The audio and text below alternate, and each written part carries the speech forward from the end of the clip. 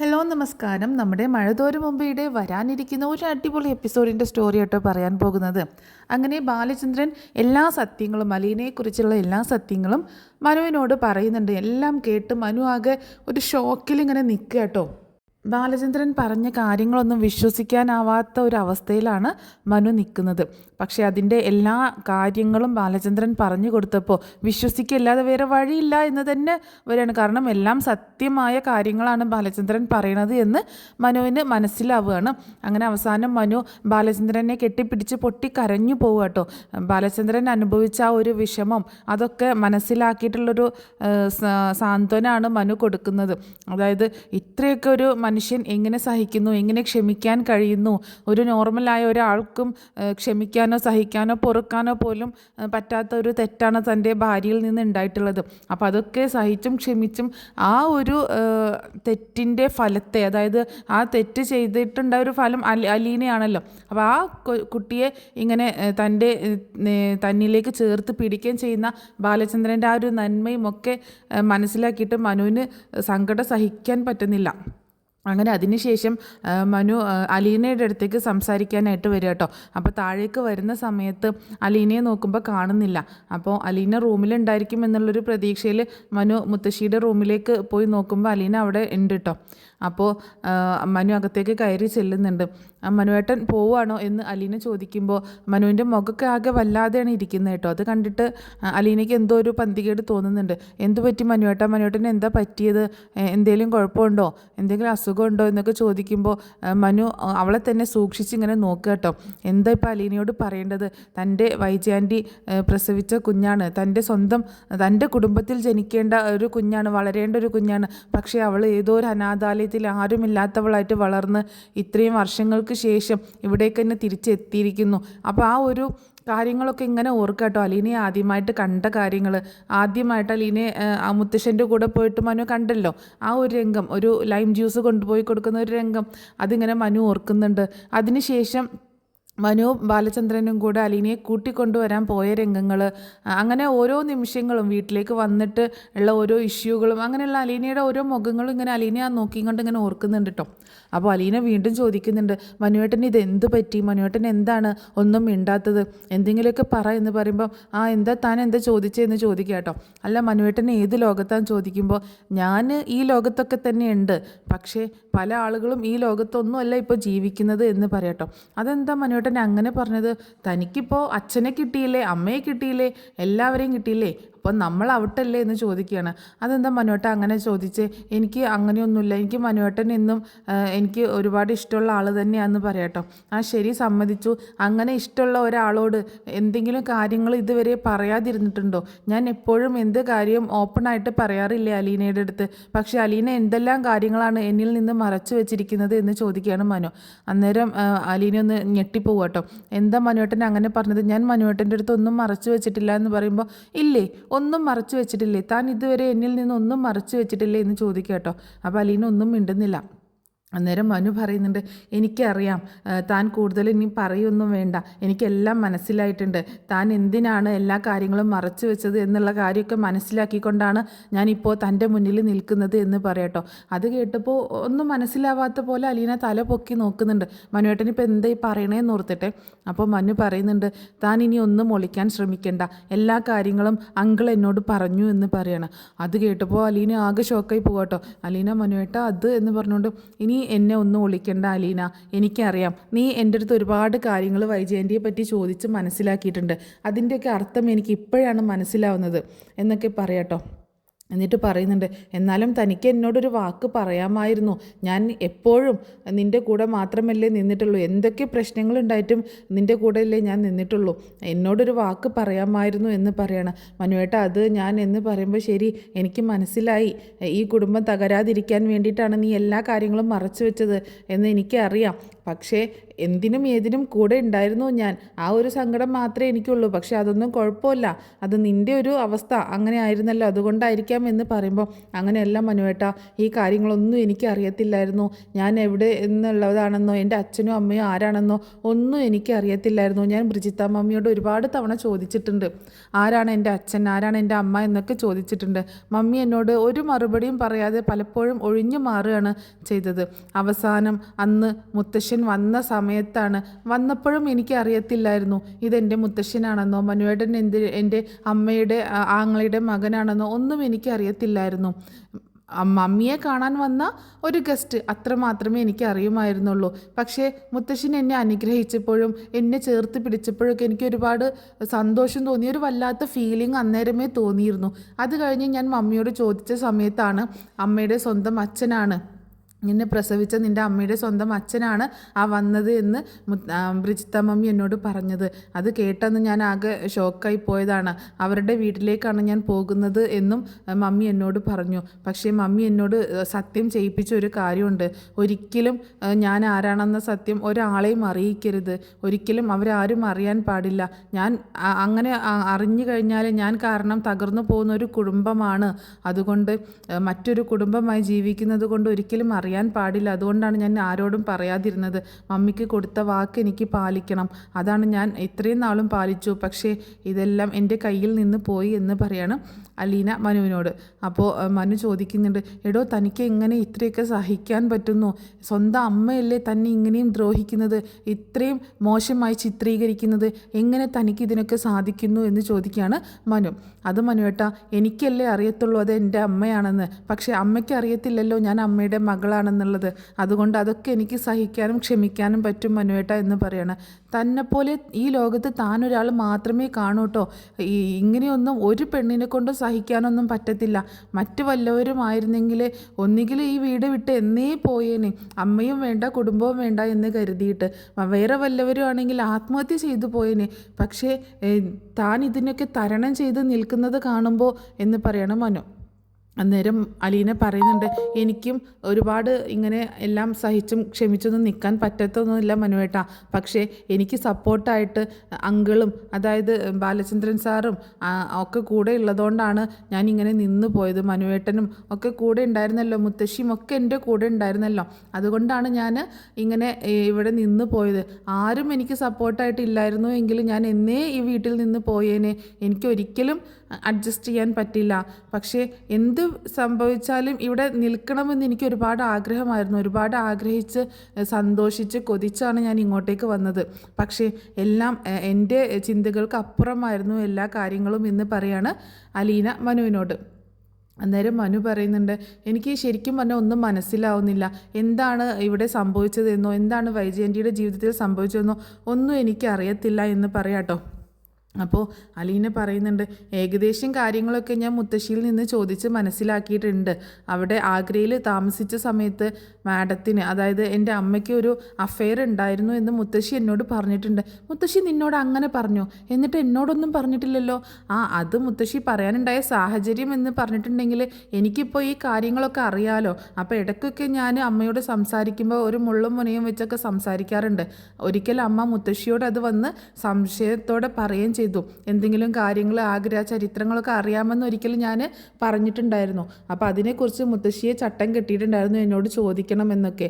പക്ഷേ ഞാൻ മുത്തശ്ശിയുടെ അടുത്ത് ഒരു കടങ്കഥ പോലെ അവിടെ നിന്ന് ഒഴിഞ്ഞു മാറുകയാണ് ചെയ്തത്. മുത്തശ്ശിക്കും പിടി കിട്ടിയില്ല. പക്ഷേ ഇടയ്ക്കൊക്കെ ഇങ്ങനെ സംസാരിക്കുന്നതിൻ്റെ ഇടയിൽ മുത്തശ്ശിയുടെ നാവിൽ നിന്ന് തന്നെ അറിയാതെ വീണു പോകും. അതിൽ കയറി പിടിച്ച് ഞാൻ ചോദിച്ചതാണ് ഒരു ദിവസം. അപ്പോഴാണ് ഒരു പ്രണയം ഉണ്ടായിരുന്നു എന്ന് മാത്രമേ പറഞ്ഞുള്ളൂ, അല്ലാതെ അതിൻ്റെ ഡീറ്റെയിൽസും കാര്യങ്ങളൊന്നും പറഞ്ഞില്ല. ആരാണെന്നോ എന്താണെന്നോ ഒന്നും പറഞ്ഞില്ല. എന്തുകൊണ്ടാണ് അത് നടക്കാതിരുന്നതെന്നോ അങ്ങനെയുള്ള കാര്യങ്ങളൊന്നും അറിയത്തില്ല എന്ന് പറയണം.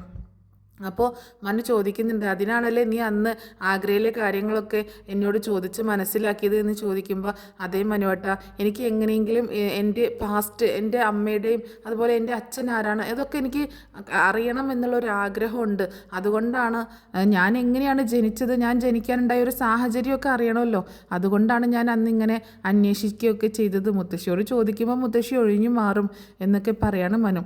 എന്തായാലും തന്നെ ഞാൻ സമ്മതിച്ച് തന്നിരിക്കുന്നു കേട്ടോ. ഇനി ഒരിക്കലും ഒരിക്കലും താൻ ഈ വീട് വിട്ട് പോവേണ്ടി വരില്ല. ഇനി അങ്കിള് വിട്ടാൽ പോലും ഞാൻ വിടത്തില്ല തന്നെ. അത്രയ്ക്ക് ഇഷ്ടമാടോ തനി എനിക്ക് നിന്നെ എന്ന് പറയാണ് മനു. ഇനി ആരൊക്കെ എന്തൊക്കെ പറഞ്ഞാലും ആരൊക്കെ എതിർത്താലും ഒരിക്കലും നിന്നെ ഞാൻ കൈവിട്ട് കളയില്ല എന്ന് പറയാണ് മനു അലീനയോട് കേട്ടോ. അപ്പോൾ അലീന അത് കേട്ടിട്ട് ഭയങ്കര സന്തോഷമാവുന്നുണ്ട്. മനുവിനെ ഇങ്ങനെ നോക്കുകയാണ്, കണ്ണിലേക്ക് തന്നെ ഇങ്ങനെ നോക്കുക കേട്ടോ. അപ്പോൾ മനു പറയുന്നുണ്ട് ഞാനുണ്ട് കൂടെ, എന്നും ഞാനുണ്ട് എന്ന് പറഞ്ഞിട്ട് അലീനയെ ഇങ്ങനെ ചേർത്ത് പിടിക്കുക കേട്ടോ. അപ്പോൾ അലീനയ്ക്ക് ഭയങ്കര സന്തോഷമാവുന്നുണ്ട്.